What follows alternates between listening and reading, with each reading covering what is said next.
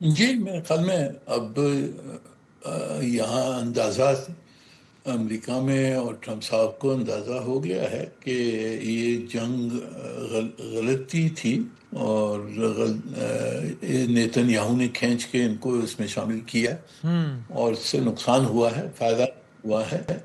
اور اب اس جنگ کو روکنے کے لیے جو دام دینا پڑ رہا ہے وہ کافی ہے، یعنی کہ نہ صرف جو فروزن ایسٹس جو چھوڑ رہے ہیں، ایران کی تیل کی تجارت پہ جو سینکشن تھے وہ ہٹ گئی ہیں، اور اوپر سے ایران نے جو ہرمز کے اوپر جو دعویٰ کیا ہے کہ ہماری کنٹرول ہوگی، اس کو بھی حل کرنا ایک مشکل بات ہو گئی ہے۔ تو یہ مسئلے اب تک ہیں۔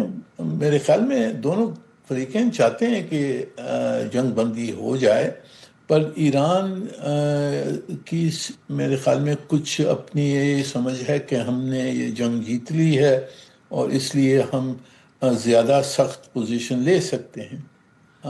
اس میں یہی دیکھنا ہوگا کہ کس حد تک یہ صحیح ہے یا نہیں ہے، کیونکہ اب دوسری طرف امریکہ اگر مشکل میں تو ہے ہوں پولیٹیکلی، پر امریکہ بڑی طاقت ہے، اور میرے خیال میں ایران کو بھی نیگوشیٹ کرنا ہوگا، اور یہ کہاں جا کے بات بیٹھتی ہے وہی دیکھنے کی بات ہے۔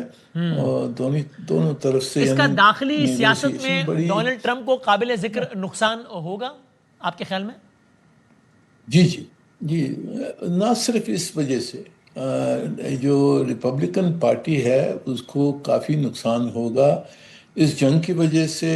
دوسرا انفلیشن ہوئی ہے، اس کی وجہ سے پھر جو ٹرمپ صاحب کی جو ٹیرفس پالیسی ہے اس سے بھی جو نقصان ہوا ہے۔ تو بہت دو تین یہ وجوہات ہیں جس وجہ سے یہی سمجھ یہاں یہی ہے کہ ریپبلکن پارٹی یہ مڈ ٹرم الیکشن میں جو ان کا ہاؤس آف ریپرزینٹیو وہ ہار جائے گی، اور شاید سینٹ بھی ہار جائے۔ Same goes for Netanyahu in Israel? اگر جنگ بند ہوتی ہے تو پھر نیتن یاہو کی صاحب کی سوال پیشی ہوگی، کورٹ میں پیشی ہوگی، پھر وہ الیکشن ہوں گے، اس